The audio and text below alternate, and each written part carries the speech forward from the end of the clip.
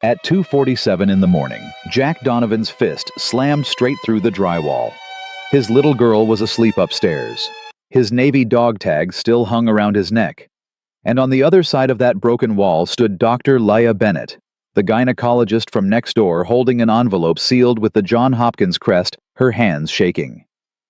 "Jack," she whispered, "after I tell you this, you might never want to see me again.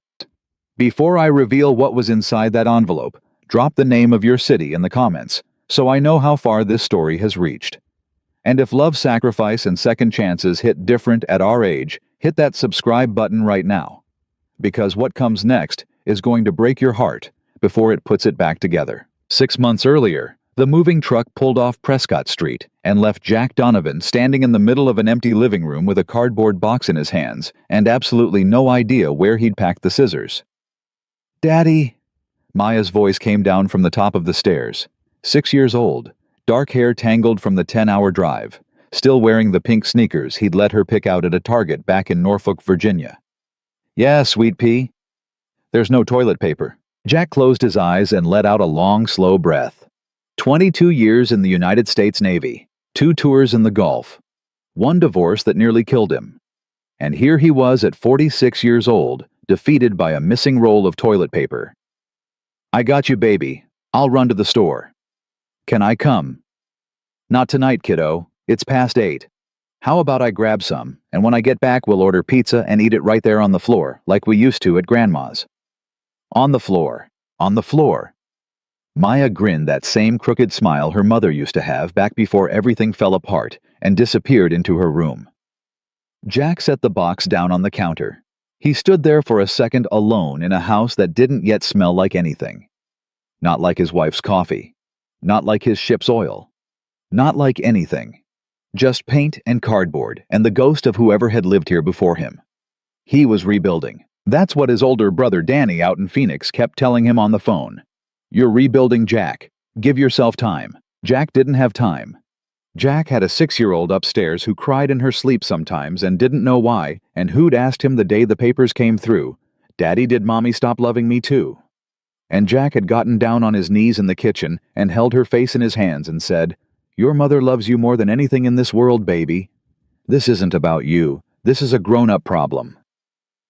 He hadn't known if he was telling the truth. He was just a man trying to stitch the wound closed before his daughter bled out. He grabbed his keys off the counter and walked out to the truck. Sure.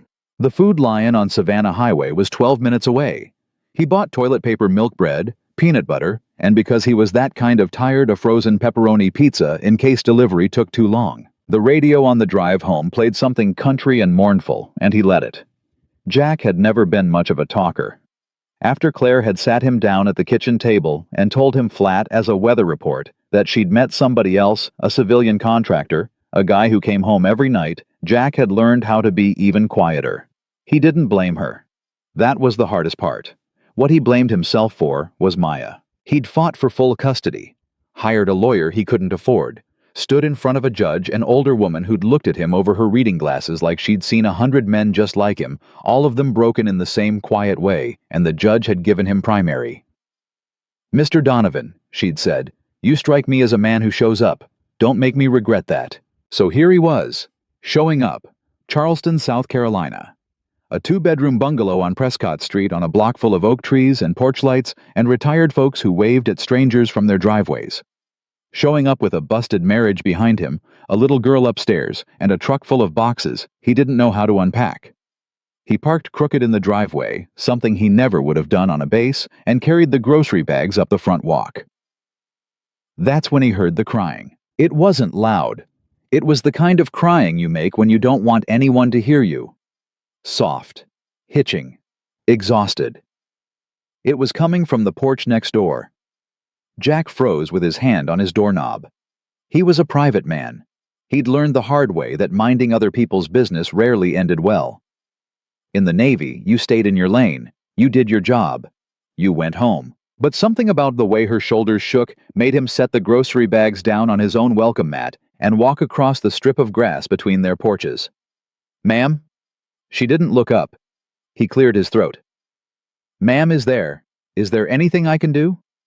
She lifted her head, and Jack, who'd looked at a lot of tired faces in a lot of dark places in his life, thought he'd never seen anybody quite this wrung out. Dark hair pulled back in a ponytail that had come loose at the sides. Green hospital scrubs. White sneakers stained at the toes with something that might have been blood. A stethoscope coiled beside her on the step, like a snake too tired to move. Eyes red-rimmed and swollen, but not empty. There was steel in them, the kind you earned. "I'm sorry," she said, wiping her face with the back of her wrist. "I didn't realize anyone was... I thought the house was still empty." "Moved in this afternoon." "Oh." She let out a short breath. "Welcome to the street. Jack Donovan." He held out a hand across the step. "My little girl Maya's inside. She's 6. Fair warning, she'll know your whole life story by this time tomorrow." The woman laughed. It came out cracked, startled, like she hadn't used that part of her face in a while. "Leah Bennett." She shook his hand. Her fingers were cold as ice. "I live here, obviously." "Long day." Her eyes glassed over again. She blinked it back fast like a soldier. "You could say that." Jack nodded. He knew that look. That was the look of somebody who didn't want to talk about it because if they started, they wouldn't stop. "Well," he said, "I was just about to heat up a frozen pizza for Maya. You want to join us? Might beat whatever's in your fridge." Leah blinked at him. "You don't even know me." "That's usually how neighbors work, ma'am. You meet 'em, then you know 'em." The corner of her mouth lifted. Just a little. Just enough. "I can't. I appreciate it, I really do. But I've been on my feet for 13 hours, and if I try to eat right now, I'll fall asleep at your table." "Another time, then?" "Another time." She stood up. Her knees popped audibly, and she winced. Jack was halfway back to his own door when she said behind him, "Mr. Donovan?" "Jack." "Jack." She paused. "Thank you." "I didn't do anything." "You stopped." And then she went inside. Chateau. Maya was asleep on the couch by the time the pizza came out of the oven. Jack stood in the doorway holding a paper plate, watching his daughter breathe. She looked so much like her mother that sometimes it hurt to look at her. He set the plate down on the counter. He wasn't hungry anymore. Instead, he walked out to the screened-in back porch, the one with the old rocking chair the previous owner had left behind, and he sat down and he looked at the sky. Charleston stars. Soft. Hazy. Nothing like the stars you saw from the deck of a carrier at 3 a.m. in the middle of the Pacific Ocean, where the dark went on forever, and you could see the whole Milky Way cut across the night like a scar. But they were something. He thought about the woman next door. He thought about that look in her eyes. He'd seen it in the mirror. So, the next morning, Jack burned the pancakes. "Daddy, it's black. It's extra crispy. Daddy, it's black." "Okay, fine. It's black. Cereal. Cereal." He was pouring Maya a bowl of Cheerios when someone knocked on the front door. 3 quick, polite knocks. He opened it. Leah Bennett stood on his porch holding a casserole dish wrapped in aluminum foil. She'd showered, changed into jeans and a soft gray sweater. Her hair was down, and she looked like a completely different person from the woman on the step. Well, almost. The tired was still there. Couldn't shower that off. "I felt bad about last night," she said. "You didn't need to feel bad." "My mother's egg casserole. She used to make it every Sunday when I was a kid. Welcome to Prescott Street." He took it. It was still warm. "You didn't have to do this, Leah." "I know." A small silence. "Daddy, who is it?" Maya shouted from the kitchen. "It's our neighbor baby girl." "Can she come in?" Leah laughed. "Is that okay?" "Ma'am, I don't think I could stop her at this point." He held the door open. Then, Maya took to Leah the way some kids take to puppies. Instantly. Without permission. Within 5 minutes, she was sitting in Leah's lap at the kitchen counter, showing her a drawing she'd made on the drive down from Norfolk. A picture of a little blue house with 3 windows, a big yellow sun, and 3 stick figures labeled, "Daddy, Me." And beside them, a smaller figure that just said, "Who's the question mark?" Leah asked, tracing it with her finger. "I don't know yet," Maya said, serious as a judge. I haven't met them. Jack, leaning against the refrigerator with a cup of coffee in his hand, felt something catch in his throat.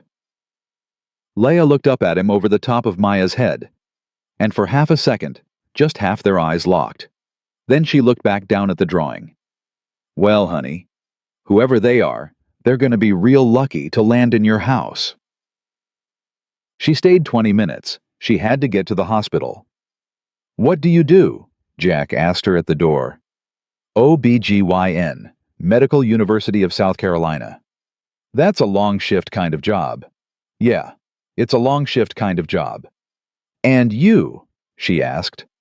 Navy, 22 years, retired 3 weeks ago. I'm still figuring out what civilians do on Wednesdays. 22 years, she repeated. That's a long shift, too. He smiled. It surprised him how easy it was. Yeah, he said. I guess it was. She stepped out onto the porch, then turned around. Jack. Yeah. If Maya ever gets sick, or if you need anything, I'm right there. She pointed at her own front door 6 feet away. I mean it. I'm a doctor. I'm a neighbor. I'm right there. Thank you. Anytime. And she was gone. That night, after Maya was asleep, Jack sat on the back porch with his phone in his hand and almost called Danny in Phoenix. He didn't in the end. Because what was he going to say? Hey, Danny. The lady next door brought me a casserole. Hey, Danny. I haven't felt my own pulse in 2 years, and tonight for about 9 seconds, I think I felt it again. He put the phone away. He went to bed. He didn't sleep much. The weeks rolled. Charleston heat came on early. Jack's VA paperwork went through. Then an old buddy from his last ship called and said he might have something steady at the shipyard welding inspector part-time benefits if Jack could wait a few weeks. Jack could wait. He took Maya to White Point Garden. He grilled hot dogs in the backyard. He learned how to braid her hair by watching YouTube videos on his phone at midnight, over and over with the sound off, so he wouldn't wake her up. The first morning he got it right, a real French braid, the kind Claire used to do. Maya looked at herself in the bathroom mirror, touched it with her little fingers and said, Daddy, you did it, in a voice so full of wonder that Jack had to turn around and pretend he was looking for his coffee mug. He cried over a coffee mug, quietly, with his back to his daughter, like a sailor. And Laya became part of it, slowly, a casserole here, a bag of oranges from the Saturday farmer's market there. The night Maya threw up at 1 a.m, and Jack, panicking because Claire had always been the one who handled the throwing up, walked across the dewy grass in his bare feet and pounded on Leia's door. And Leia answered in pajamas, hair wild, no questions asked, grabbed a little medical bag and followed him back across the yard. Sat on the edge of Maya's bed, with her palm on Maya's forehead. Said, in a voice calmer than any voice Jack had ever heard in his life, It's just a little stomach bug, sweetheart. You're going to be fine by morning, I promise. Maya believed her, went back to sleep like somebody had flipped a switch. Afterward, Leia stood in Jack's kitchen at 2 a.m. in pajamas, drinking a glass of tap water. You know, Jack said, I was about 8 seconds from dialing 911. I could tell. Thank you. Jack? Yeah. When's the last time you had a full night of sleep? He thought about it. I don't remember. She looked at him for a long moment. Yeah, she said softly. Me neither. There was nothing between them. That's what they both kept telling themselves. There was a single father and his little girl, and there was a gynecologist next door who worked weird hours, and they were friends. Maybe good friends. Maybe the kind of good friends who leave porch lights on for each other and check each other's mail when one of them was working a double, and who sometimes on Sunday afternoons when Charleston got lazy and the cicadas came out, ended up sitting side by side on the front steps, drinking sweet tea, while Maya drew chalk hopscotch in the driveway. Nothing more. Jack told himself that. Leia told herself that.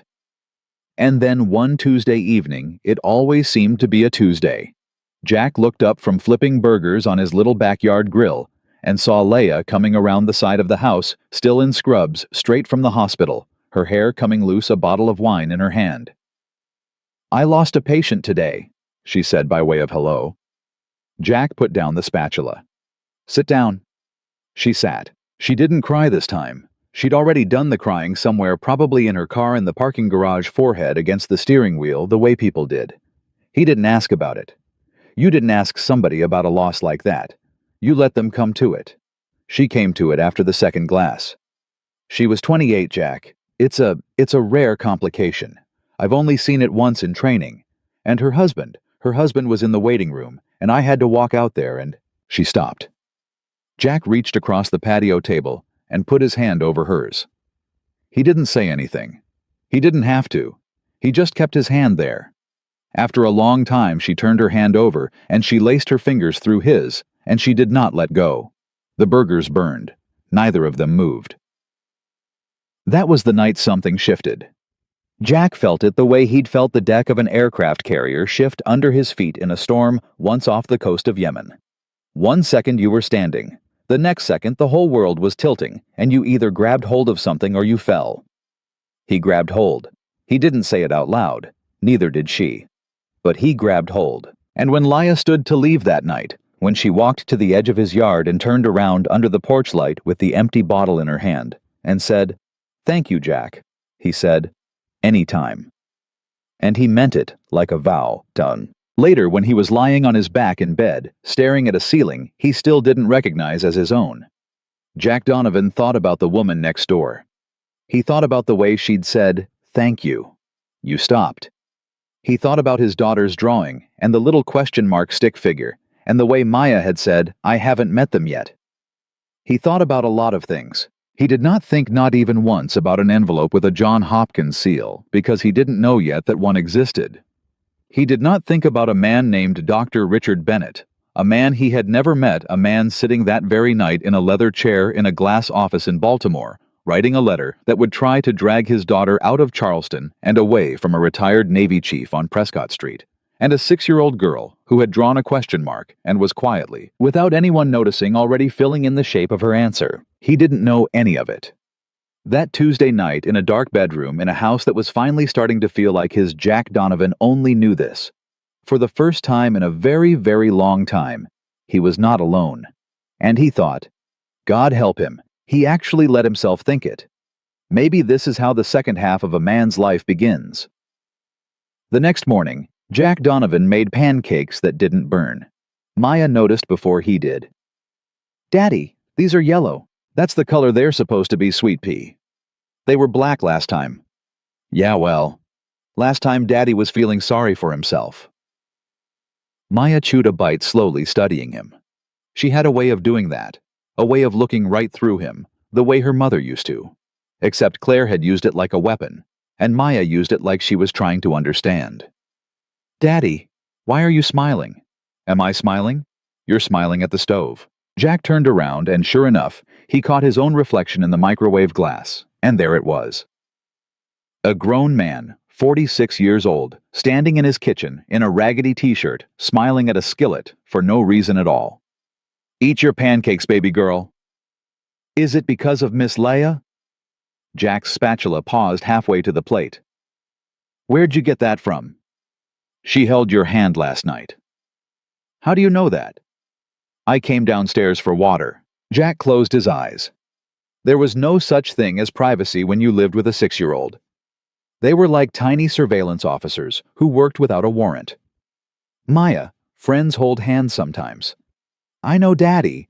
"All right then. I was just saying." She stabbed another piece of pancake. "She held it for a long time, though." Jack did not answer that. He poured her a glass of orange juice, set it down, and went to take a very long shower. That afternoon, when he walked out to the mailbox in bare feet, Leia was already standing at hers. "Morning," he called. "It's 3 o'clock, Jack." "Is it?" "You slept in." "I slept. Period. That's new." She laughed.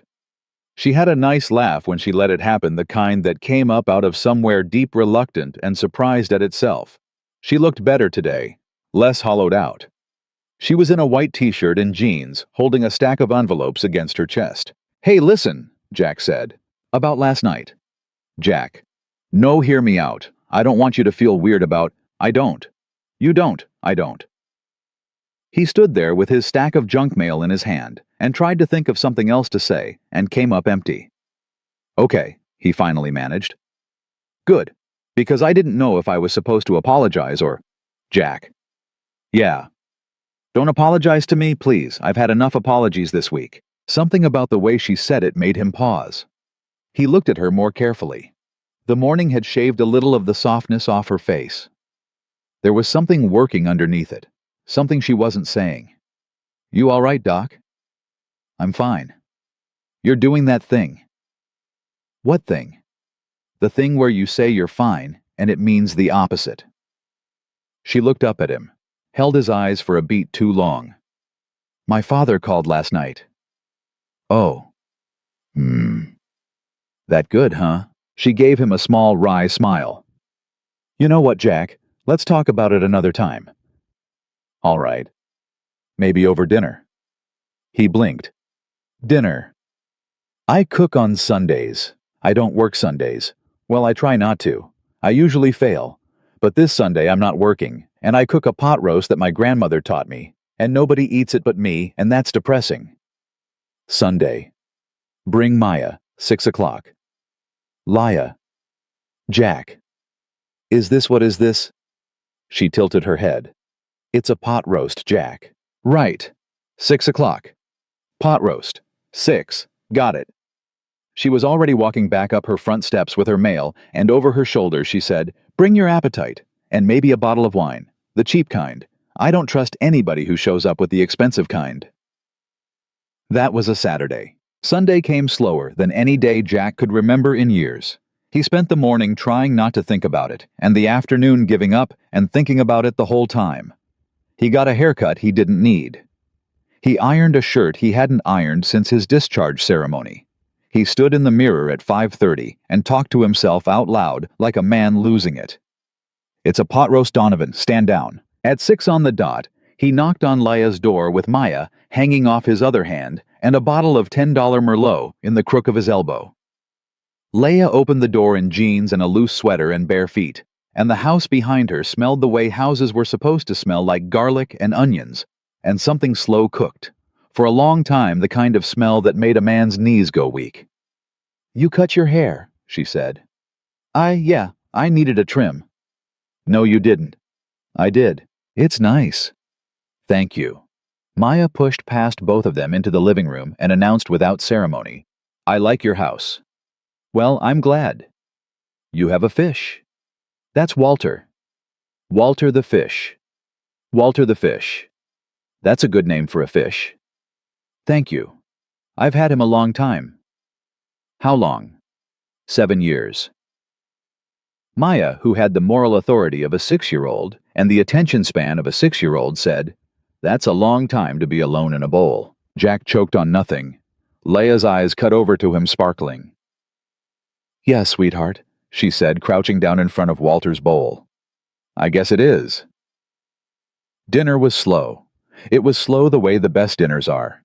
The way meals used to be when Jack was a boy before everyone ate at a stoplight with one hand on the wheel. Maya told Laya in excruciating detail about her new first-grade class at Meeting Street Elementary, and about a boy named Tyler who'd told her girls couldn't be astronauts, and how she'd corrected him in front of the entire class by listing 5 female astronauts off the top of her head.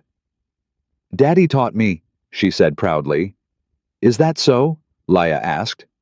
He made me memorize them. He said men who tell women what they can't do are usually just scared, Miss Laya. Laya looked at Jack across the candlelight. You taught her that? I might have. Huh. Don't look at me like that. Like what? Like that.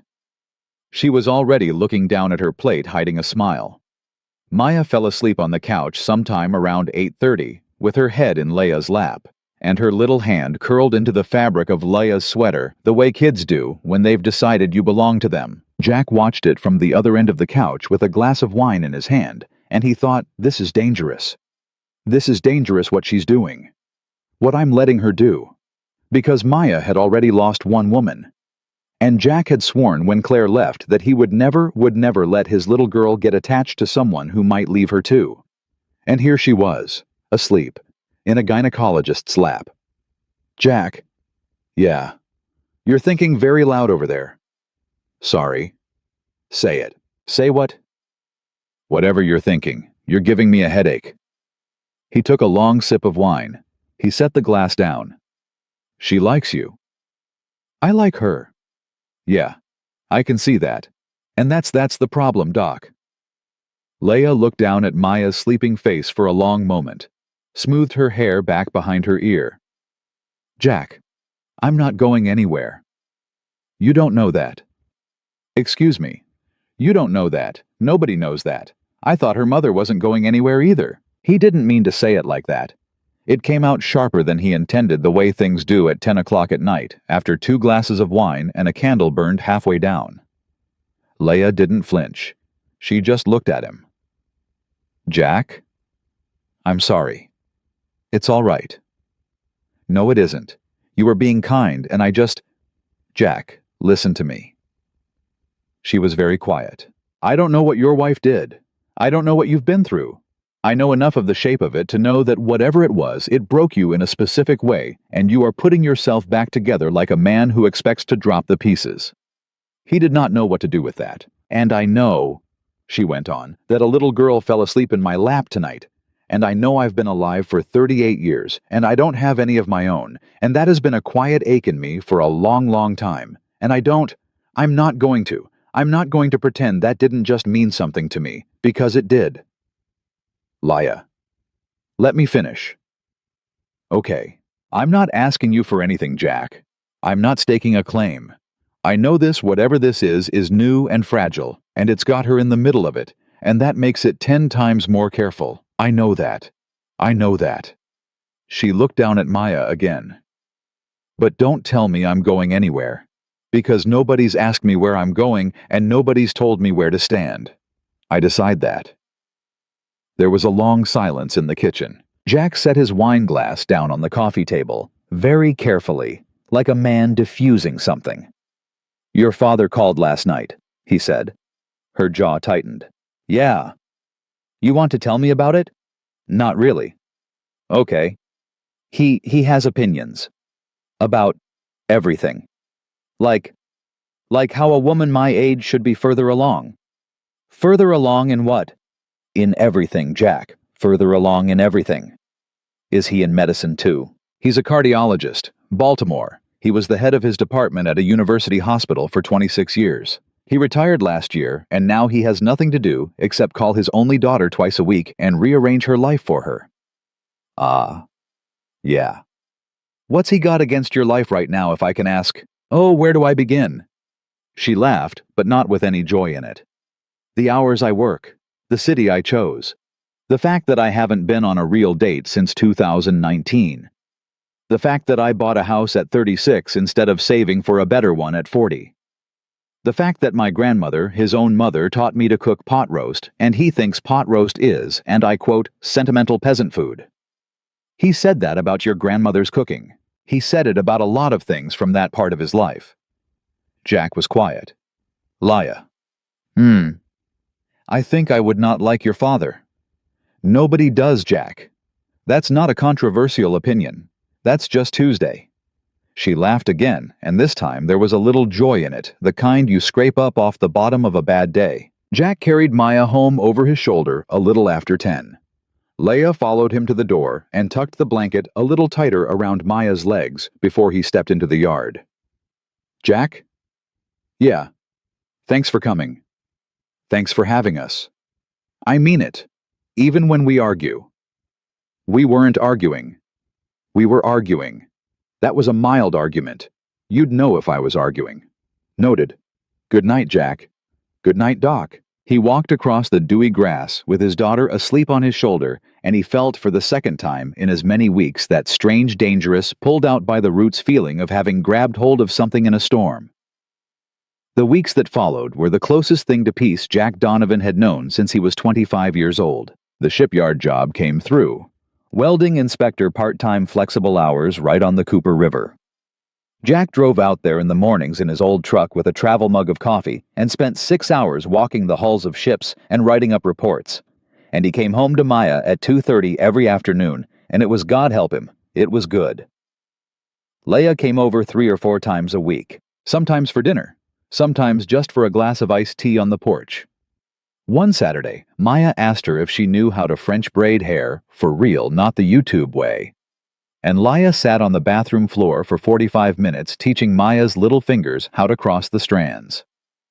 Jack watched them from the hallway. Maya had her head in Laya's lap facing the mirror.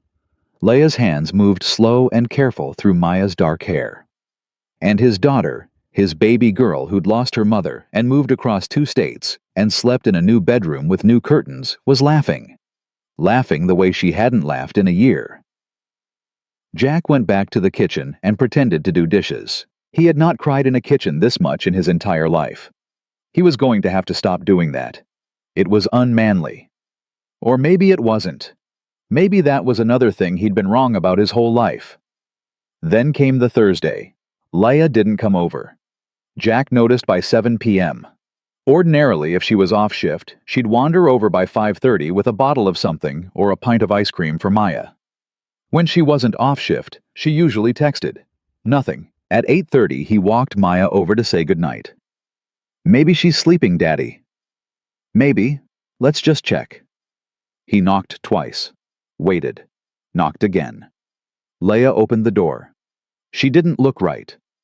She was in scrubs, still in scrubs, which meant she'd just gotten home and hadn't bothered to change, and her eyes were red and she was holding an envelope. A thick, cream-colored envelope. Jack's eyes dropped to it automatically. He caught a glimpse of a navy blue emblem in the top left corner. He couldn't read the whole thing in the porch light, but he saw the word Hopkins. Laya. Hi, Jack.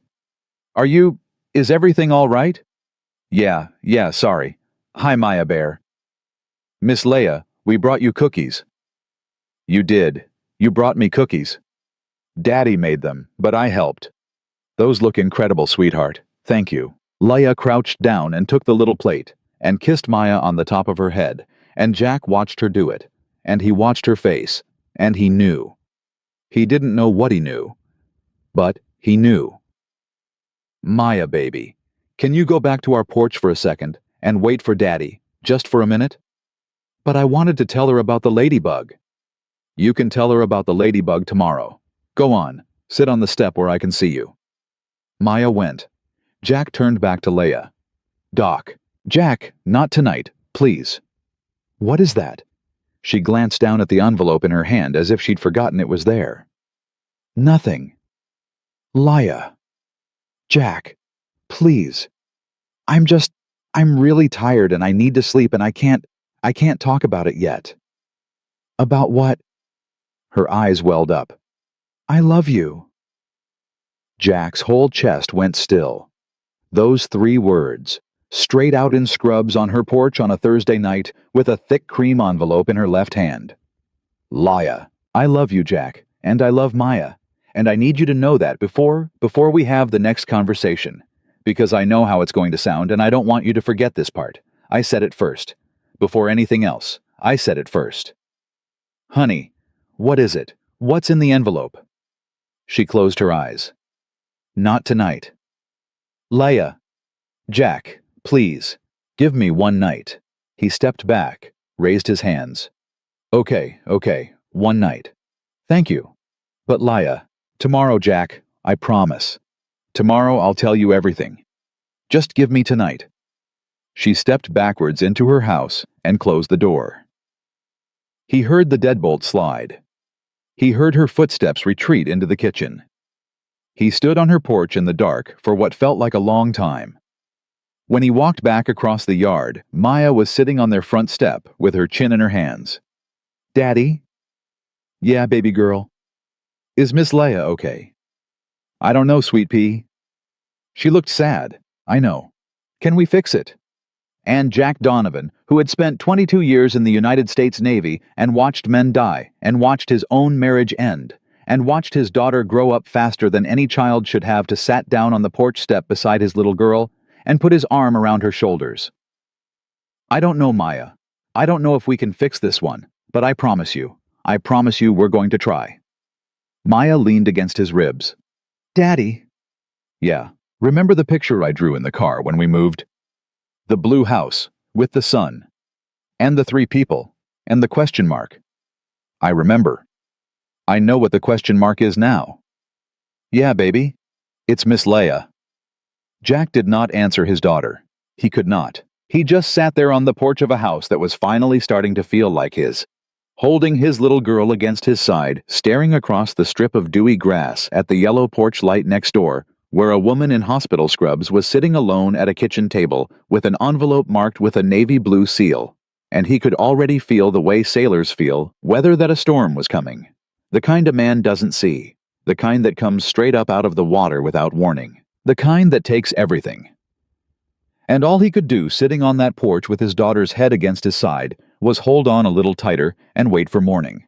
Morning came the way it always does, whether a man is ready for it or not. Jack didn't sleep. He lay on his back with one arm under his head and watched the ceiling turn from black to gray to the soft pale color of an early Charleston summer. And at 5:15 he gave up, swung his legs out of bed, and went downstairs to make coffee. He drank 2 cups standing up at the kitchen counter. He watched the clock on the microwave tick over from 6 to 6:30 to 7. He watched Laya's house through the kitchen window. No lights. At 7:40, Maya patted down in her pajamas with her hair a mess. "Daddy, are you crying?" "No, baby girl." "Your eyes are red." "Daddy didn't sleep good, that's all." "Because of Miss Leia." Jack got down on one knee in the kitchen. He put both hands on his daughter's shoulders. He looked her in the eye the way his own father had taught him a long time ago to look at people when you had something hard to say. "Maya, I want you to listen to me very carefully." Okay. I don't know what's happening next door. I don't know what Miss Leia is going through. But whatever happens today, whatever gets said today, whatever she tells me, you and me, we're going to handle it. Together. Like we always do. You understand? Yes, Daddy. You're not going to lose her. Maya looked up at him. Daddy, you don't know that. Out of the mouth of a 6-year-old. Jack stared at his daughter.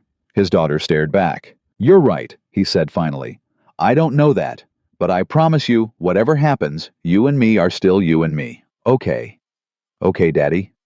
Go get dressed. I'll make you breakfast. Pancakes. Pancakes. The yellow kind or the black kind? The yellow kind. Today's a yellow pancake day. She scampered up the stairs. Jack went to the front window and looked out one more time. Laya's car was gone. He went cold all the way down to his boots. He dialed her number from the kitchen, straight to voicemail. He tried again. Voicemail again. He left a message in the steadiest voice he could manage. Hey, Doc. Just checking on you. Call me when you can. He made the pancakes on autopilot. He poured Maya's orange juice without tasting it himself. He walked her to the little community bus that took her to summer day camp at Meeting Street Elementary, and he stood at the corner of Prescott and waved until the bus turned out of sight, and then he walked straight back to his truck and drove to the shipyard and got through 6 hours of work by pure muscle memory. At 2:15 his phone rang. Leia. He pulled off Morrison Drive into a gas station parking lot and put the truck in park. Leia. Hi. Where are you? I'm home now. You weren't home this morning. I know. I drove down to Folly Beach. I sat in the parking lot. I needed to think. Can I come over? Yes. I'll be there in 20 minutes. Jack? Yeah. I'm sorry about last night. Don't do that. Don't apologize to me. Just wait for me. I'm coming. He made it in 17. She opened the door before he knocked. She'd showered and changed into a soft blue shirt, her hair still wet and combed back behind her ears. Her face was pale, but her eyes were steady. That scared him more than the tears. Come in, Jack. He came in. She'd made coffee. The envelope was sitting on the kitchen table. The navy blue Johns Hopkins emblem in the corner crisp and official, the flap already sliced open with a letter opener. Sit down, Jack. Leia, just tell me. Sit down. Please, I need to do this the way I've been rehearsing it in my head, or I'm going to lose my nerve. He sat. She sat across from him. She folded her hands on the table. She took a breath. 3 years ago, I applied for a fellowship. A maternal fetal medicine fellowship at Johns Hopkins. It's the most competitive one in the country. 30 people apply for every spot. I didn't think I'd get it. I didn't tell anyone I applied except my father. Okay, They called in March. They offered me a slot. I turned it down. You turned it down? I turned it down because I just bought the house here, because I was up for a senior position at the medical university, because I didn't want to go back to Baltimore. Jack, I grew up in Baltimore. I don't want to live there. I spent 18 years being my father's daughter in that city, and when I left I promised myself I'd never become the thing he wanted me to be. Okay. My father found out I turned it down. He was enraged. I don't know any other word for it. We had a fight. We didn't speak for 6 weeks. And then She pressed her knuckles to her mouth for a moment. He went behind my back. He called the fellowship director. He's known him for 30 years. He told them I'd made a mistake. He asked them if they would reconsider. And they did. They re-offered the position. That letter, she pointed at the envelope, came yesterday. It is a formal offer letter signed by the department chair for a 2-year fellowship beginning September 1st. Jack did not move. Laya. There's more, Jack. Okay. If I take it, it changes my career. Forever. When I come back from Hopkins, I can walk into any hospital in this country and write my own ticket. A lot of the best OB/GYNs in the field have that letterhead on their wall. It's the top of the field. It is everything I ever said I wanted before I knew what I wanted. And if you don't take it, my father called me yesterday. He told me that if I turn it down a second time, if I embarrass him a second time in front of the director of the most prestigious department in his world, he will never speak to me again. Jesus. And Jack, I don't even... She was breathing carefully now, the way a woman does when she's trying not to cry. I don't even care about him, I don't. I stopped trying to make him proud a long time ago, but what? But he's my father. Jack leaned forward, put his elbows on the table. Laya, look at me. She looked. You love what you do. Yes. You love it here. In Charleston. At your hospital. Yes. Tell me honestly, is there any part of you that wants to go back to Baltimore? Any part? She was quiet for a long time. There's a part of me, she said slowly, that's 42 years old and single and wondering if the real reason I keep saying no to Hopkins is because I'm a coward. You're not a coward. How would you know, Jack? We've known each other 7 months. It landed wrong. He knew she didn't mean it the way it sounded. But it landed wrong, and he felt it land, and he felt himself take a step backwards inside his own head, that old Navy instinct, the one that said incoming duck cover, and he couldn't stop it. You're right, he said quietly. I wouldn't. Jack? No, you're right. Jack, I didn't mean... I heard you. Jack, please don't do that. Do what?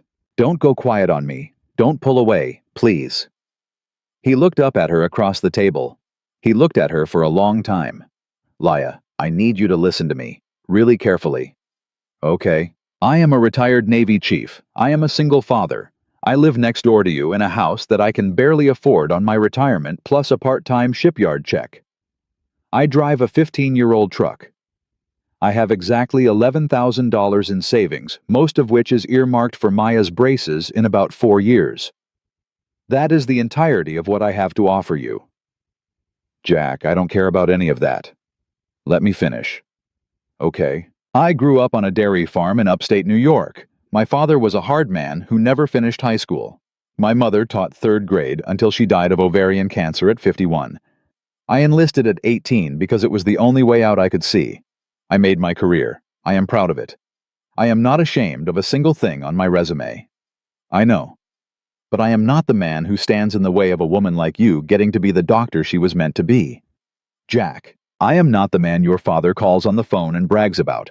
I am not the man a cardiologist in Baltimore wants his 42-year-old daughter to wake up next to. Jack, stop. And I am sitting here right now thinking to myself, what the hell am I doing? What am I doing letting a woman like you fall in love with a broken-down sailor and a little girl with a divorce in her past? What am I doing sitting in your kitchen talking you out of going to Johns Hopkins? You are not talking me out of it. I should be talking you into it, Laya. I should be putting you in the car and driving you to the airport myself. Jack, listen to yourself. I am listening to myself, Doc. That's the problem. For the first time in 7 months, I am listening to myself, and I do not like what I'm hearing. You are panicking. Maybe I am. You are panicking because it got real. That's what's happening. Laya. No, Jack, listen. Yesterday I told you I loved you. On my front porch, in scrubs, before you'd even asked for it. Do you know how hard that was for me? Yes. No, you don't. Because I have not said those words to a man in 9 years. 9 years. I said them to you because I meant them. I said them before I told you about the letter because I didn't want you to ever think not for 1 second that the letter came first. I know. And now you are sitting in my kitchen telling me you are not enough. You are telling me you are about to do what everyone I have ever loved has eventually done, which is decide for me what's best for me and then leave before I can argue about it. Laya. Don't you dare, Jack Donovan. She stood up. She was shaking. Don't you dare do what my father does. Don't you dare stand in this kitchen and tell me what I deserve and what kind of life I'm supposed to want and which man is good enough to give it to me. You don't get to do that. Only I get to do that. Do you understand me? Laya, sit down. No. Sit down, please. She sat. Her hands were trembling on the table. He reached across and took one of them. He held it between both of his.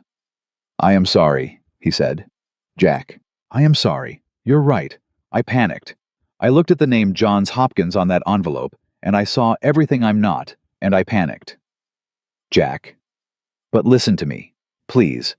I need to say this one thing, and then I will stop, and then we can figure it out together. Okay. Okay.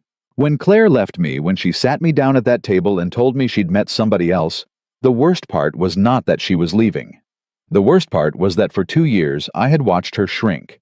I had watched her become smaller and quieter and sadder, and I had told myself she was fine. Because I needed her to be fine. Because my career needed her to be fine. Because Maya needed her to be fine.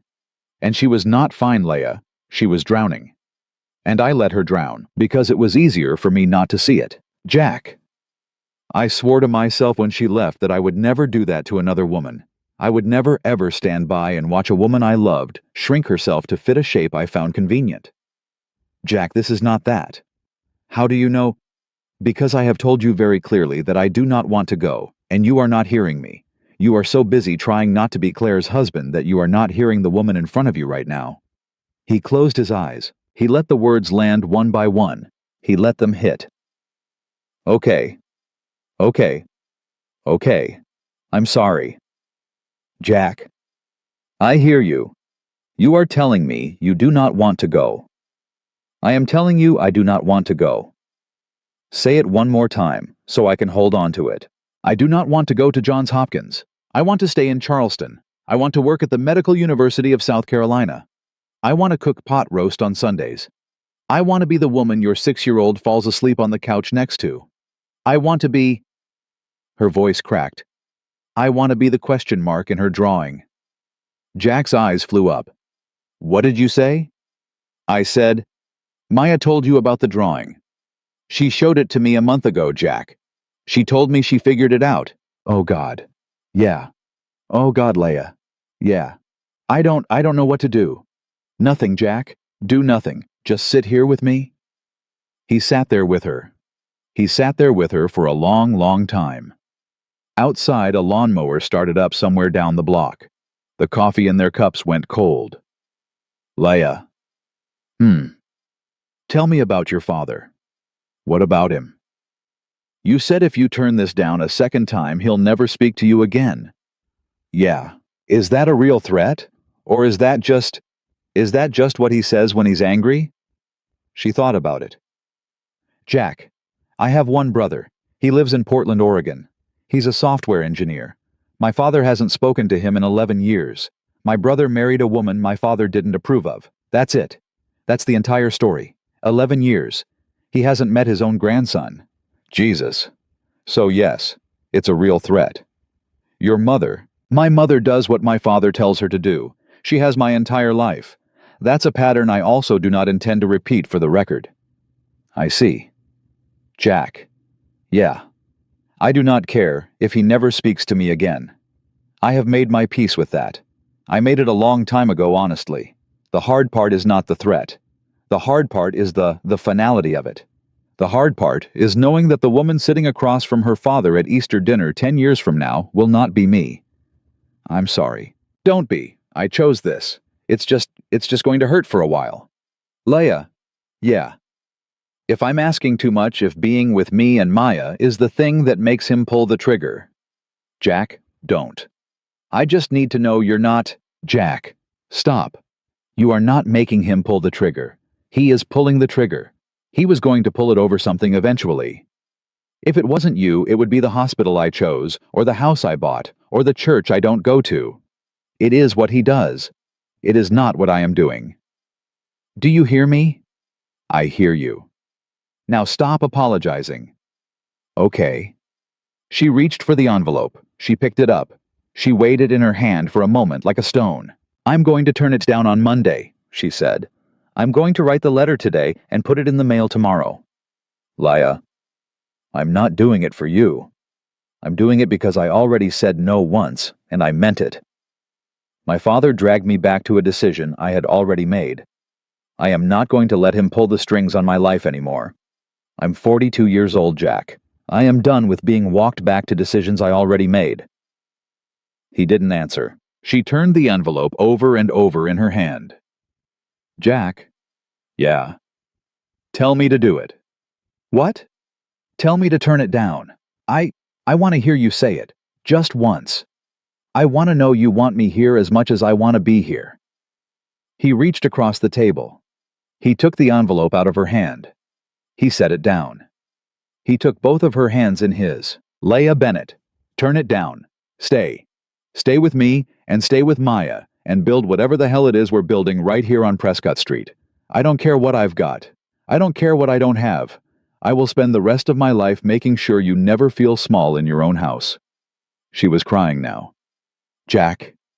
Stay. Okay. Stay.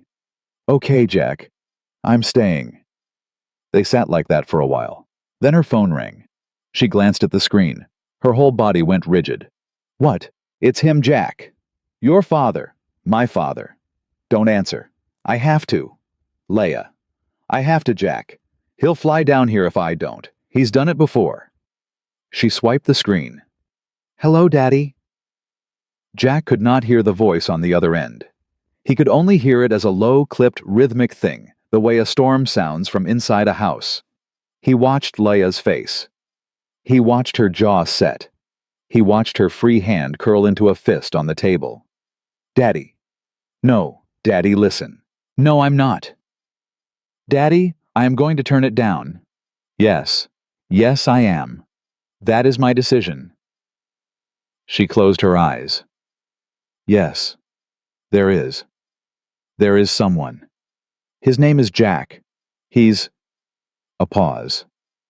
He's a retired Navy chief. He... Another pause. Longer. Yes. He has a daughter. She's 6. The longest pause yet. Leia's eyes closed began to leak tears down her cheeks. Not sad tears. These were hot. These were furious. Daddy, don't. Don't you dare say that about him. You have never met him. You don't know anything about him. He is twice the man. Whatever her father said next made her flinch like she'd been slapped. Daddy, you are not going to do that. Daddy, you cannot... He cut her off. She listened. She listened for a long time. Jack sat across the table and watched the woman he loved go completely still. When she finally hung up the phone, she set it down on the table very carefully, as if it were made of glass. Leia. She did not answer. Leia. What did he say? She looked up at him, and there was something new in her face. Something he had not seen there before. Not grief, not sadness. Something older than both. Something carved. Jack. Yeah. He said if I don't take the fellowship, she swallowed, he's going to make a call. A call to who? The chief of surgery at the Medical University of South Carolina, his college roommate. What? He says he's going to make sure I never work in Charleston again. He says by Monday morning I will not have a job in this state. Laya. He can do it, Jack. I promise you, he can do it. I've seen him do worse to my brother. She laughed. It was a terrible laugh. It was the sound of a woman who had just seen very clearly what kind of man her father really was. Welcome to the family sailor. Jack sat across the kitchen table and did not speak for a long moment because he was an old sailor, and old sailors know that the first thing you do in a storm is not grab the wheel. The first thing you do is hold still and listen and find out which way the water is moving. Laya. Yes. Tell me his full name. Whose? Your father's. Dr. Richard Allen Bennett. And the chief of surgery at the medical university. Dr. Patrick Halloran. Halloran. Yes. And you're telling me these two men went to medical school together. University of Pennsylvania. Class of 1975. They were roommates at the fraternity house for 3 years. My father was the best man at Dr. Halloran's wedding. Dr. Halloran was the best man at mine. I mean, would have been if I'd ever... Okay. Jack, I'm thinking. Don't do anything crazy. I'm not going to do anything crazy. I spent 22 years not doing anything crazy. I'm not about to start today. Jack. Laya, listen to me. I need you to listen. Okay, your father is a bully. You already know this. I'm not telling you anything you don't know, but I've dealt with bullies my entire career. Bullies in uniforms. Bullies with ranks. Bullies with more money and more pull than your father could dream of. And I will tell you something I learned about bullies a long time ago. What? They don't do what they threaten. Jack, you don't know him. Doc, you just told me he hasn't spoken to his own son in 11 years. You just told me he hasn't met his own grandson. You know what kind of man does that? A man who has already burned every bridge he can burn. That is not a man with leverage. That is a man with a lighter and a grudge. He can still pick up a phone. He can pick up a phone. Yes. But let's think about what that phone call actually sounds like, all right? He calls his friend. He says what? He says my 42-year-old daughter, who is a board-certified OB/GYN on your staff, is refusing to take a fellowship she already turned down 2 years ago, and I would like you to punish her for it. You think, Doctor, Patrick Halloran, chief of surgery at a major research hospital, is going to fire a board-certified doctor because her daddy called and threw a tantrum. Jack, you don't know. I know bureaucracies, Leia. I have spent my entire adult life inside one. That hospital is a bureaucracy. Your contract is a bureaucracy.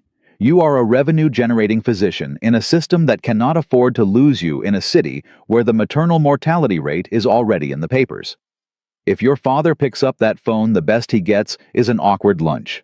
The worst is that Halloran hangs up and privately decides he's glad he's retiring in 2 years. Leia stared at him. How do you know he's retiring in 2 years? I don't. I'm guessing. He is, actually. See? Jack. Laya, I am not telling you your father can't hurt you. He can. He's already hurt you. But he cannot end your career in this city with one phone call. He only believes he can. And he is counting on the fact that you also believe he can. That is the whole trick. That is the whole bully. She was shaking her head slowly, but not in disagreement. More like she was clearing something. I have been afraid of that man my entire life. I know. My entire life, Jack. I know. It is very strange to hear somebody say out loud that he might be bluffing. He is bluffing. You don't know that. I know bullies, sweetheart, and I know something else. What? I know you are not alone in this kitchen anymore. She lost it then, not dramatically. She just put her face down on her folded arms on the kitchen table, and her shoulders shook, and she made a sound that was not crying exactly, more like a sound a dog makes when it finally lies down after running for miles.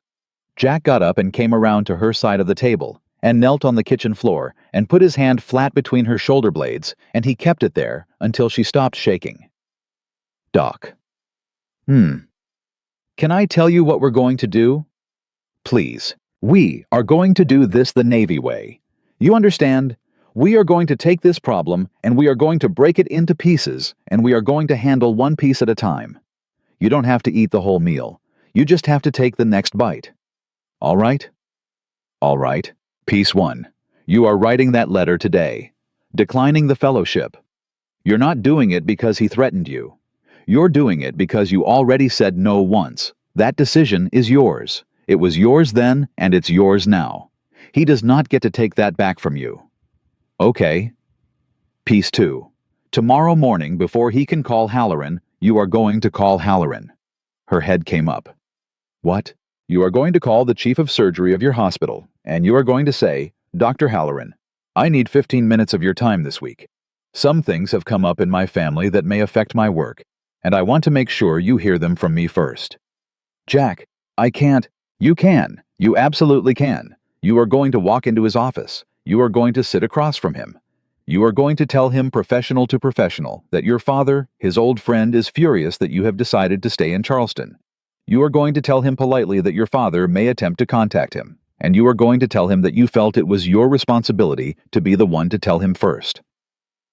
Jack, Laya, listen to me. You get ahead of the bullet. That is what you do. The whole power of what your father is threatening is the surprise of it. You take the surprise away. You take the power away. By the time your father picks up the phone, Halloran will already know, and Halloran will already have decided. Because he is a human being, Laya, and human beings have pride. Halloran will already have decided that he is not going to let some retired cardiologist in Baltimore tell him how to run his department. She was staring at him now like he'd grown a second head. I've been panicking for 18 hours. I know you have. And you just walked in here and laid it out in 2 minutes. I didn't lay it out in 2 minutes. I laid it out in 22 years of watching Navy officers try to intimidate each other. It is the same game every time, Leia. The one who walks in first wins. My God, Jack. What? Nothing. Just keep talking. Piece 3. You call your father back. No, Jack, I'm not. Laya. I am not calling that man back tonight. Not tonight. Later this week. On your schedule, not his. When you do not apologize. You do not explain. You do not plead. You tell him calmly that you have declined the fellowship, and that you have spoken to Dr. Halloran, and that if he wishes to continue to be your father, you would be happy to continue to be his daughter. And if he does not, that is his choice, and you will miss him, but you will not spend another 42 years of your life trying to earn his love. Jack, that is the speech, Laya. You can write your own words, but that is the speech. I don't know if I can say it. You can. You already did most of it on the phone this afternoon. You stopped because he scared you. You won't stop this time. You want to know why. Why? Because this time, you're going to write it down first. And you're going to read it to me across this kitchen table until it sounds like somebody you recognize. And when you pick up that phone, I am going to be sitting in that chair right there, and I am not going to say a word. I am just going to be there. Do you understand me? She nodded. Say it, Laya. I understand. Good. He stood up. Now, where's your laptop? In the living room. Go get it. Jack. Yeah. Thank you. Don't thank me. Go get the laptop. She went. She came back. She sat down at the kitchen table. She opened the laptop. She started typing. Jack poured himself a fresh cup of coffee and stood at the counter and let her work. 45 minutes later, she turned the laptop around and slid it across to him. He read the letter. It was 2 paragraphs. It was perfect. It was polite, and it was final, and there was not 1 ounce of apology in it. That's a good letter, Laya. Yeah, that's a good letter.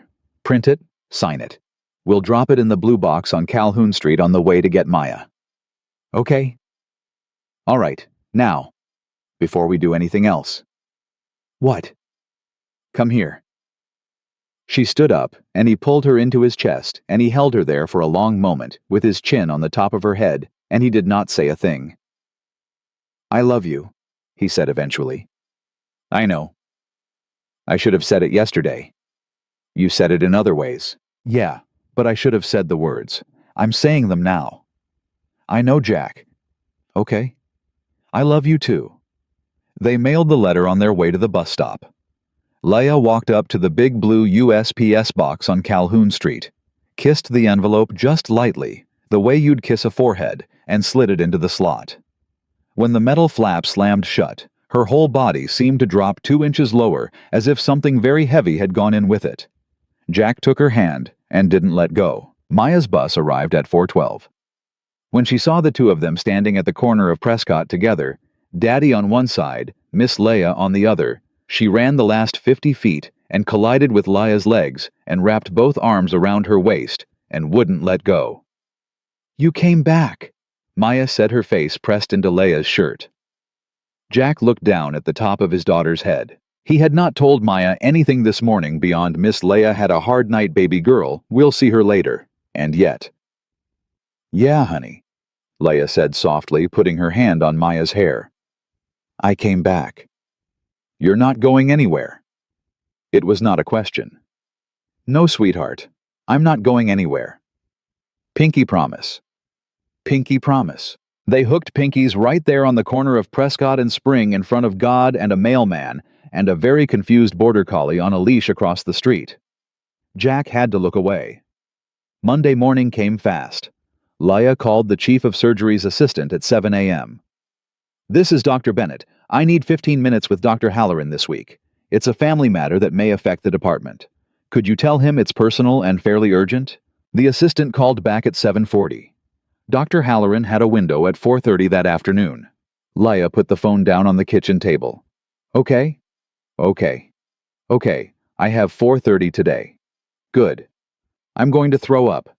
"No, you're not." "I am Jack." "Doc, look at me." She looked at him. "You have delivered how many babies in your career?" "I don't know. Somewhere between 2 and 3,000. 2 and 3,000. "Right. You have told fathers their wives were hemorrhaging. You have lost a patient and walked out into a waiting room and told a man his wife was gone. You have done the hardest conversations in medicine over and over for 15 years. Yes. This is a conversation about your schedule." "Jack, that is an insane way to frame this." "Is it?" "Yes, Jack, that is okay. Maybe it's not insane. Maybe that's actually helpful. Keep going. It's a conversation about your schedule. You are not asking him for a favor. You are not begging for your job. You are giving him information, as a courtesy, one doctor to another. You don't owe anyone an apology, Leia. You just owe him the truth, and you owe it first." First. "Jack?" "Yeah." "I need you to be here when I get home tonight." "I'll be here. Whatever happens, whether it goes great or whether it goes badly. I need you to be on that porch." "I'll be on the porch." "Okay." She went to work. Jack took Maya to the aquarium that afternoon. He had planned it for weeks. He had not planned to be out of his mind the entire time watching his phone pretending to care about sea turtles. But that was how it went. Maya asked him 7 times why he kept looking at his phone, and the 7th time he finally put it in his back pocket and left it there, and he looked his daughter in the eye and he said, "I'm sorry, baby girl. I'm all yours." And she said, "Good, because the jellyfish are about to eat." At 4:30, while Jack was watching a moon jelly pulse its way through a blue tank with his daughter on his hip, Leia was walking down a long carpeted hallway on the 3rd floor of the administrative wing of the Medical University of South Carolina, toward a door with a brass plaque that read, "Dr. Patrick F. Halloran, Chief of Surgery." She knocked. "Come in." She came in. The conversation that followed, she told Jack about later. She told it to him on the porch with a glass of wine in her hand while Maya slept upstairs and the cicadas droned in the Charleston heat. So I sat down, and he said, "Leia, is everything all right?" And I said, "Dr. Halloran, I need to tell you something and I want you to hear it from me before you hear it from my father." And Jack, you should have seen his face. He went very, very still. And he said very carefully, "What has your father done, Leia?" And that was when I knew. Knew what? Knew that he already knew who my father was, as a person, not just as a friend, as a person, and that my father had been a problem for him before. I don't know how. I didn't ask. But Jack, he already knew. Jesus. So I told him everything.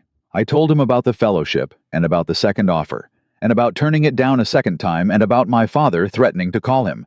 And I told him straight to his face, "Dr. Halloran, I am not asking you to protect me. I am not asking you to do anything. I am telling you because I believe it is my professional responsibility to tell you before he calls. You can do what you want with that information." And what did he say? He sat there. For a long time. I thought I had ruined everything. And then he said, "And I will remember this until the day I die," he said, "Dr. Bennett, in 29 years of friendship with your father, I have been dreading the day he asked me for a favor like this. I am glad you came to me first. It makes what I have to say to him much, much simpler." Oh my God. He said, "I want you on my staff for as long as you will stay. I will handle your father. Go back to your work." Laya. Yeah. Laya. She set her wine glass down. She was crying. Not hard, just leaking. Like somebody had finally pulled a cork. He said, "Go back to your work." Jack, do you understand what he did? I understand. He took it. He took it. He took the whole weight of it off me. I walked into that office carrying my father on my back, and I walked out with my shoulders empty. That's a good man, Doc. That's a good man. Yeah, and my father God. I haven't even told you the last part. My father called Dr. Halloran on Tuesday morning. Halloran's assistant called me Tuesday afternoon and said, "Dr. Bennett, just so you know, your father phoned the office this morning." The conversation was brief. Dr. Halloran asked me to tell you that it went exactly the way he said it would. Brief. Brief. What does your father do now, Laya? She took a long drink of wine. Now my father, if I am reading him correctly, and I have been reading him for 42 years, goes into a silence that may last the rest of his life. He will not call. He will not write. My mother will call in about 3 months and try to guilt me back. I will not go, and that will be that. That will be the whole of it. Are you okay? Ask me in 5 years, Jack. Are you okay tonight? She looked at him for a long time. Tonight, I'm going to sit on this porch next to you. Tonight, my patient is fine. My 6-year-old neighbor is asleep. And the man who has bossed me around since I was 6 years old can't boss me around anymore. Tonight, yeah. Tonight, I'm okay. She reached for his hand across the arm of the rocking chair. He gave it. Jack? Yeah. I want to tell you one more thing. All right. When I was driving home from Halloran's office today, I cried so hard I had to pull over on Calhoun Street. And I sat there in my car, and I was not crying about my father. I was not crying about the fellowship. I was not crying about losing anything. What were you crying about? I was crying because I have been in this city for 4 years. And in 4 years, I have been to exactly 3 dinner parties and 0 weddings. And I have not had a single Thanksgiving that I didn't spend on call. And I realized that I have been waiting my whole adult life to live the part where I'm allowed to belong to people. And I thought it would happen in Baltimore, and it didn't. I thought it would happen in residency, and it didn't. I thought it would happen when I made attending, and it didn't. And then, one Tuesday night, a Navy chief with a moving truck walked across the grass because he heard me crying on my front porch, and he asked if I was all right. And his 6-year-old drew me into a picture. Laya, I'm not going anywhere, Jack. I know. I'm not going to Johns Hopkins. I'm not going to Baltimore. I'm not going anywhere my father tries to point me. I know. I am staying right here on Prescott Street until somebody carries me out in a box. Okay. Okay. They sat on the porch for a long time after that. Neither of them said anything else. They didn't need to. Upstairs in the little bedroom with the new curtains, a 6-year-old girl was sleeping with her arms wrapped around a stuffed rabbit, and somewhere in the quiet between one breath and the next, in a house that had finally started to feel like home. Jack Donovan realized that for the first time since Claire had sat him down at a kitchen table in Norfolk, Virginia, he was no longer in any corner of himself, waiting for the next bad thing to happen. He was instead waiting for morning. Which was, he understood now, a completely different kind of waiting. A man's kind. A built kind. The kind you earn. The next morning came the way Jack had been waiting for it to come. Slow. Yellow. Quiet. Maya was the first one up. She was always the first one up, and she padded down the stairs in her pink nightgown with the little rabbit pattern on the hem, and she stopped at the bottom of the stairs because she saw Leia sitting at the kitchen counter in one of Jack's old Navy t-shirts drinking coffee. Miss Leia. Morning, Maya Bear. Did you sleep here? I did. On the couch. Leia smiled into her coffee. Yes, sweetheart, on the couch. Why didn't you sleep at your house? Because your daddy and I were talking very late, and by the time we finished I was too tired to walk 10 feet. Oh. Is that okay? Maya considered it the way a 6-year-old considers the great questions of the day, seriously, with her whole face. I think so. Yes, that's okay with me. Thank you. Can I have Cheerios? You can have anything you want, honey. Can I have Cheerios with banana? Yes. Can I have Cheerios with banana and chocolate chips? Absolutely not. Can I have Maya? Fine, just banana. Jack came down the stairs 5 minutes later, unshaven in a t-shirt and sweats, and found his daughter sitting at the counter next to the woman he loved, explaining to her very seriously the difference between a regular ladybug and an Asian lady beetle. He stood in the doorway and watched them, and he thought this. This is what the rest of it looks like. Daddy Miss Leia didn't know ladybugs bite. Miss Leia delivers babies for a living baby girl. She probably doesn't have a lot of time to look up ladybugs. That's what she said. Well, she's right. Leia turned her head and looked up at him from her stool. Morning, sailor? Morning, Doc. Coffee's on. I see that. Maya has informed me that we're going to the zoo today. Oh, is that so? Apparently it was decided last week. It was decided last week, Daddy. You said yes. Did I say yes? You said yes on Tuesday.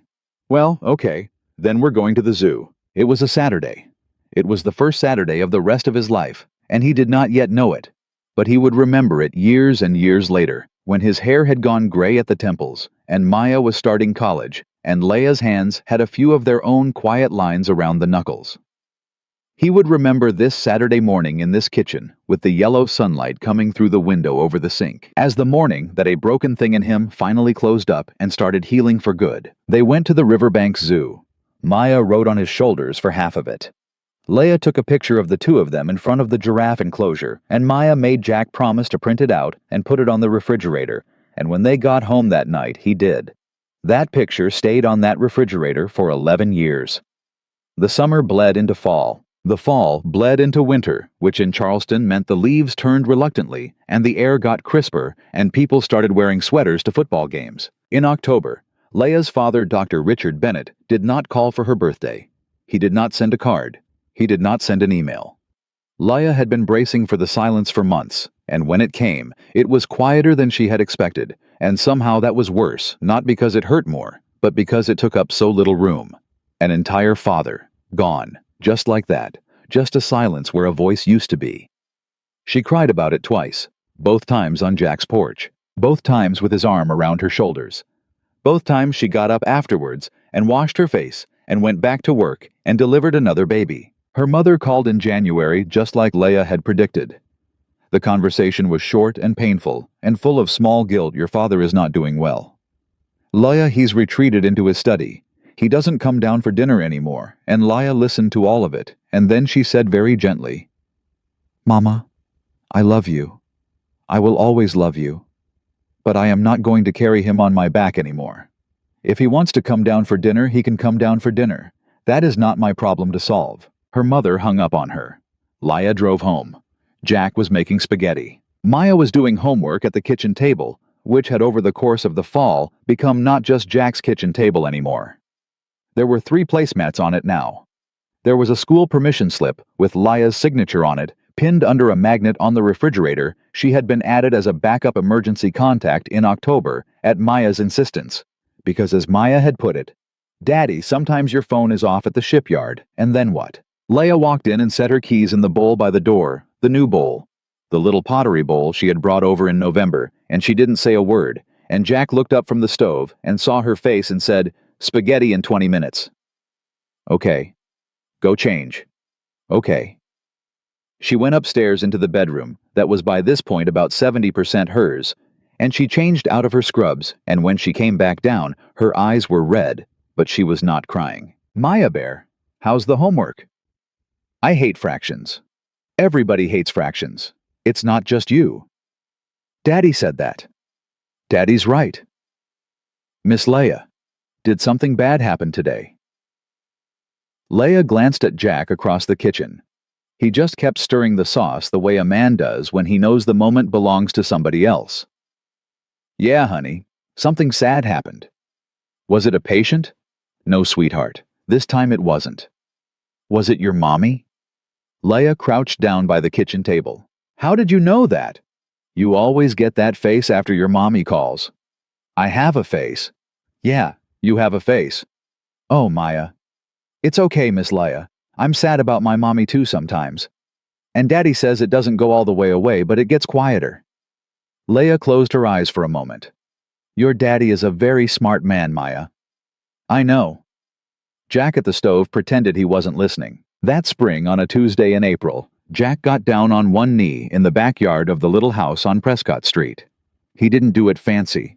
He didn't do it the way they do it in the movies. He did it on a Tuesday afternoon while Maya was at a friend's house, and Leia had just come home from a 12-hour shift, and he had a ring in his pocket that he had been carrying around for 3 weeks, waiting for the right moment. And finally, that Tuesday, he had looked at her standing barefoot in his grass, holding a tomato plant in a plastic pot she'd bought at the hardware store on her way home, a tomato plant for God's sake. And he had thought, there is no right moment. There is just this woman in this grass with that tomato plant, and if I don't ask her right now, I am an idiot. Leia. Yeah. Put the tomato down. What? Put the tomato down, Doc. Jack? Why are you... Just put it down. She put it down. She looked at him. He was already on one knee. Oh my God. Leia Bennett. Oh my God, Jack. Will you? Yes. I didn't. Yes. Leia. Let me ask the question. Okay, ask it. Leia Bennett. Will you marry me? Will you marry me, and will you let me spend the rest of my life making sure you are never the smallest thing in any room you walk into? Yes. Yeah. Yes, Jack. 100 times yes. He slid the ring on her finger. It was not a big ring. It was a small ring. It was the ring he could afford on a shipyard inspector's salary plus a Navy pension. And she looked at it the way a woman looks at a thing she has wanted her whole life. Then she sat down in the grass beside him. And he sat down next to her. And they looked at each other like two people who could not believe their luck. Jack? Yeah. We need to tell Maya. I was thinking about that. When she gets home. When she gets home. Together. Together. Maya got home at 4:30. They sat her down at the kitchen table. She looked back and forth between them, 6 years old, going on 40, and she said, before either of them could speak, Are you getting married? Jack stared at his daughter. How do you? Daddy, you have been weird for 3 weeks. Oh my God. Are you? Yeah, baby girl, yeah, we are. Maya thought about it for a long moment. Then she said very solemnly, I want to be the flower girl, and I want to wear a dress that has pockets. Pockets. Pockets, Daddy. I'm 6. I have stuff I need to carry. Leia laughed so hard she cried. They were married 4 months later in August in the backyard of the little house on Prescott Street. They kept it small. Jack's brother Danny flew in from Phoenix with his wife and their 2 teenagers. Leia's brother flew in from Portland with his wife, and the grandson, Dr. Richard Bennett, had never met a 7-year-old boy named Noah, who met Maya in the hallway the morning of the wedding and was best friends with her by lunch. There were about 30 people in total. The flowers were from the Harris Teeter on King Street because Leia had said very firmly that she was not spending $400 on peonies when $400 could buy Maya a year of ballet lessons. The photographer was a young woman named Kelsey from the medical university who did weddings on the side. The cake was a sheet cake from Publix with buttercream frosting, and the top tier said Congratulations Jack and Leia in blue icing. Leia's mother did not come. Leia had not invited her. She had thought about it for a week. Jack had watched her think about it sitting on the porch with a yellow legal pad in her lap. Writing and crossing out writing and crossing out. And finally, she had put the pen down and said, No. She made her choice.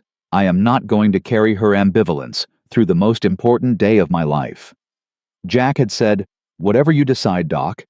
She had decided no. And when the day came, and Leah walked down the little aisle they had set up between the rows of folding chairs in the grass in a simple ivory dress she had bought on sale at a boutique on King Street, there was nobody to give her away. She walked alone. She had said the week before, "Jack, my father didn't raise me. My mother didn't protect me. Nobody gave me to me. I gave me to me. I am walking myself down that aisle, and I want you at the other end of it." And so that August afternoon, under a Charleston sky that had the good manners not to rain, Dr. Leah Bennett walked herself down an aisle between 30 folding chairs toward a Navy chief, who was for the first time in his life wearing a suit he had paid for himself, and who was crying in a way that no amount of military training had prepared him for. Maya walked in front of her, pockets full of rose petals. When Leah got to the end of the aisle, she handed her bouquet to Maya. Then she looked at Jack. "Hi, sailor." "Hi, Doc." "Ready?" "Ready." They said their vows. They said the words. Leah's brother, who had become over the months a kind of long-distance ally, texting Leah in Morse code bursts about the weather in Portland, and their shared father officiated the ceremony. He was not ordained in any formal way. He had signed up for something on the internet. Nobody cared.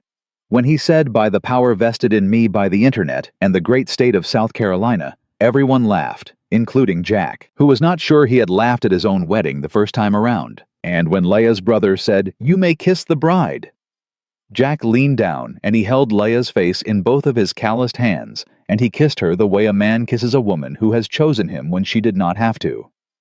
The reception was in the backyard. Maya danced with her new cousin Noah under a string of fairy lights Jack had hung from the oak tree the week before. Somebody Jack never figured out who had brought a karaoke machine. His brother Danny sang a truly criminal version of a Garth Brooks song.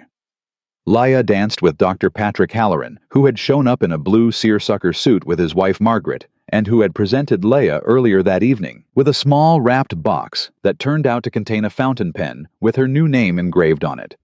Dr. Leah Donovan Bennett, and who, when she had cried over it, had only said gruffly, all right, Doc. Cut that out. This is a wedding, not a chart review." At 11 p.m., after most of the guests had left after Maya had fallen asleep on the couch in her flower girl dress, with her head in her aunt's lap, Jack stood in the backyard with a bottle of beer in his hand, and Leah came up behind him and slipped her arms around his waist. "Sailor." Are you crying again?" "No." "You're crying." "I'm not crying." "You've cried 4 times today, Jack." "I've cried twice." "4, Jack. I counted." "Fine. 4. She laughed. She pressed her cheek against his shoulder blade. "Look at what we did." "I know." "Look at it, Jack." He looked. The lights in the oak tree. The folding chairs in the grass. His daughter asleep on the couch through the back window. Danny and his wife still on the patio, eating the last of the sheet cake with plastic forks, talking to Leah's brother about a fishing trip they were planning for the fall. "Yeah, Doc, I see it. We built this. We built this." "Jack?" "Yeah, I want to have one." He turned. "One what?" "Don't make me say it, Jack." "Leah." "I'm 42. The door is closing. I know. I deliver babies. I know better than anyone on this block. But I want to try Jack. I want to try for one. With you." He set the beer bottle down on the grass. He took her face in his hands.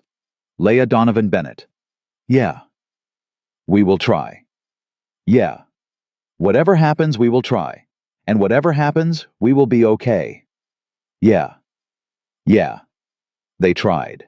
And a year and 4 months later, on a cold December morning at the Medical University of South Carolina, where the nurses on the labor and delivery floor knew Dr. Bennett by name and brought her ice chips, without being asked, Leah gave birth to a boy.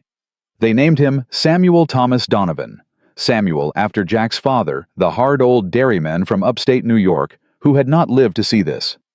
Thomas after Leah's grandmother's husband, the one who had taught her grandmother to make pot roast. Maya, who was by then almost 8, was allowed in the room 20 minutes after delivery. She had begged for this privilege for months, and Leah had said yes, and the nurses had bent the rules because Maya was Dr. Bennett's daughter, and that was the end of the discussion. Maya came in with her hair in 2 braids and her eyes huge, and she walked up to the hospital bed very slowly, and she looked down at the little red-faced thing in her mother's arms, and she said, "Oh, Maya Bear, this is your brother. He's so little. He's 7 pounds 4 ounces, sweetheart. That's pretty big, actually. Can I hold him?" "Of course you can hold him." Maya sat down in the chair by the bed, and Leia put Samuel in her arms, and Maya looked at her little brother for a long, quiet moment, and then she looked up at Jack, who was standing at the foot of the bed trying not to cry for the 5th time that morning, and she said, "Daddy, look, now there's 4 of us." Jack could not speak. Leia could not speak. Maya looked back down at her brother. She stroked a finger very gently down the side of his face, and she said to nobody in particular, "The question mark is done, Daddy. The whole picture is full now." 12 years later, Jack Donovan, 60 years old, gray at the temples, retired for the 2nd time, now from the shipyard, would stand in the back of a high school auditorium and watch his 18-year-old daughter Maya walk across a stage and accept a full scholarship to the United States Naval Academy at Annapolis. Leia, 54, and still practicing, still delivering babies though, now only 2 days a week, with the other 3 dedicated to teaching at the medical school, would be crying beside him. Samuel, 12 years old, would be holding his mother's hand, still small enough to do so without embarrassment. Dr. Patrick Halloran, retired for 10 years, would be in the 3rd row with his wife Margaret, because he had become somewhere along the way the grandfather neither Jack's father nor Leia's father had lived or chosen to be, Leia's mother. Dr. Bennett's widow Richard had passed quietly in a Baltimore hospital 4 years earlier of a heart attack he had seen coming and refused to treat, would be sitting on Leia's other side, holding Maya's graduation program in both hands. She had come back into Leia's life slowly, in the years after her husband's death, and Leia had let her come back slowly with conditions. She had never met her grandson Samuel until he was 6 years old. But she had met him. All of them that afternoon would watch Maya walk, and Jack Donovan, the man who had once stood in an empty living room in a house he did not yet own, holding a cardboard box, and unable to find the scissors, would put his arm around the woman who had come to his door one August night with an egg casserole, and he would pull her in tight against his ribs, and he would whisper into her hair, "Look what we built, Doc." And she would whisper back, "Look what we built, Sailor." And that was the whole of it. That was the whole of the life they made together on a short street in Charleston, South Carolina, the life that had started very quietly on a Tuesday night, with a knock on a screen door and the sound of a woman crying softly on a front porch next door. A life that no letter from Baltimore, no fellowship in Maryland, no threat from a cardiologist in a glass office, no doubt in a broken sailor's chest, had been able to take from them. Because some families are given, and some families are chosen. And the ones that are chosen, the ones that are chosen against the odds, against the pressure, against the fear, against the men who try to decide other people's lives for them. Those are the families that last. Jack Donovan and Leia Bennett built a family. They built it on a patch of grass between 2 porches on Prescott Street. They built it with a casserole dish and a pot roast and a 6-year-old's drawing of a question mark. They built it with one hand held across a kitchen table on a night somebody lost a patient. They built it with a letter dropped into a blue mailbox on Calhoun Street. They built it with a pinky promise on a corner in front of a confused border collie. They built it, and it held. It held through every storm that came for it. It is holding still.